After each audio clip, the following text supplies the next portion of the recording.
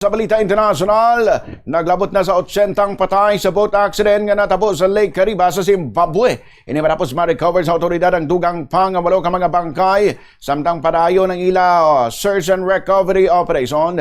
77 naman ang naluwas sa insidente samtang padayon ng pag-identify sa mga na-recover ng mga lawas.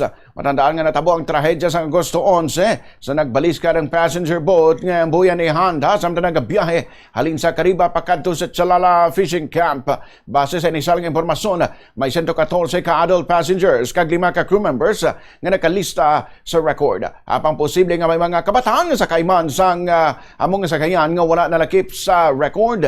Ginpahayag man sa inisyal nga report nga 90 passengers lamang ang kapasidad sa among vessel. Gani ginalantaw sa otoridad ang posibilidad nga overloaded ini. Padayon naman subong ang ginahimo nga rescue kag recovery operation sang mga otoridad.